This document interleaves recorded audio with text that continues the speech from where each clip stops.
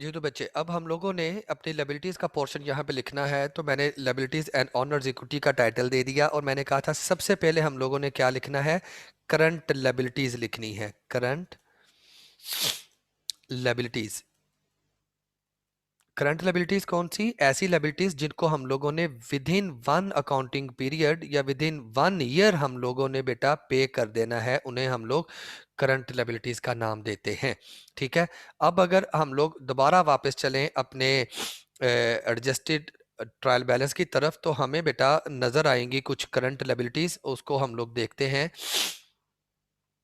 अ, ये लें जी, ये हमारे पास बेटा करंट लायबिलिटीज में अकाउंट पेएबल थे और अनअर्न्ड रेवेन्यूज थी।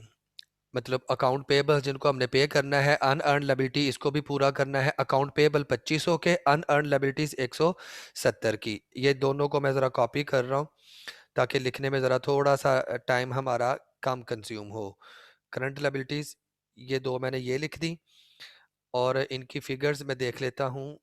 अकाउंट पेएबल्स का बैलेंस बेटा एडजस्टेड ट्रायल बैलेंस में है 2500 और अनअर्न्ड 170, 2500 और 170। ये 2500 और ये 170। इसके अलावा बेटा हमारे पास करंट लायबिलिटी कौन सी थी? ये capital drawings, revenue, expenses, miscellaneous, और ये एक सिर्फ सैलरीज एक्सपेंस पेएबल जो था ना, सैलरीज पेएबल, ये करंट लायबिलिटी थी 600 की। इसको भी हम लोग यहाँ पे लिख लेंगे, सैलरीज पेएबल,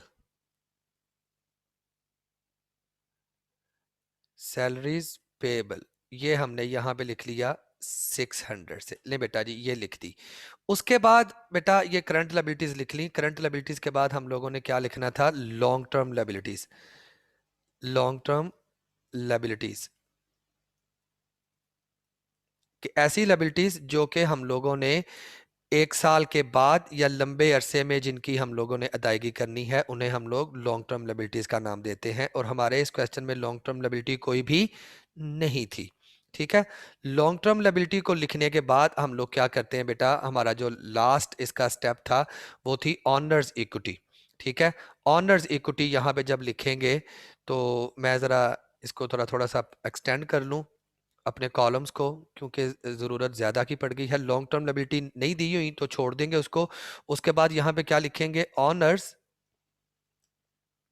ऑनर्स इक्विटी। और ऑनर्स इक्विटी में क्या लिखेंगे? ये जो इक्विटी बेटा ये मालूम की हुई है ना, ये हम लोगों ने 14,850 की, ये वाली ऑनर इक्विटी स्टेटमेंट का एग्जैक्ट आंसर यहाँ पे मेंशन कर देना है, 14,580। तो ये हमने यहाँ पे मेंशन कर दिया। अब क्या करेंगे? अब हम लोग जैसे ऊपर एसेट्स का टोटल किया था, ऐसे ही इनका भी हम लोग टोटल कर लेंगे अपने पास। ठीक है।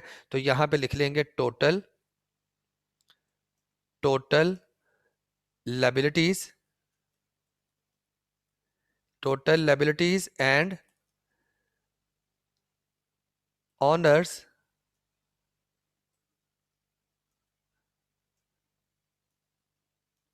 Equity. Total liabilities and honours equity. अब मैं यहाँ पे इसका भी टोटल करने के बाद आपको बता देता हूँ जी। इसको भी हम लोग ज़रा वही सेम कलर दे देते हैं जो ऊपर हमने एसेट्स को दिया था। इसका टोटल करेंगे is equal to 2500 plus 170 plus 600 plus 14,580।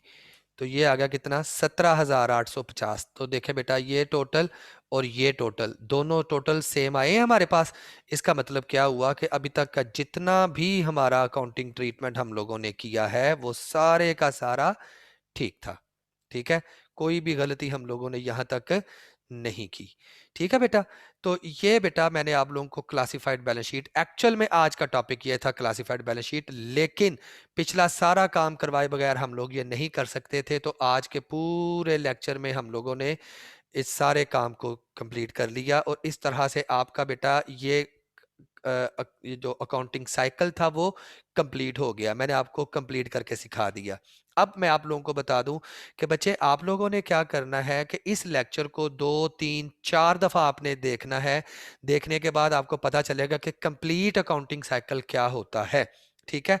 और मिड टर्म का जो असाइनमेंट मैं दूंगा ना अगले लेक्चर में आपको मैं बताऊंगा, वो इसी तरह की मिलती जुलती वो होगी इंशाल्लाह। उसके बारे में अगले लेक्चर में बात करेंगे। और आज का बेटा सेशन वैसे ही वाइंड अप हो चुका है हमारा।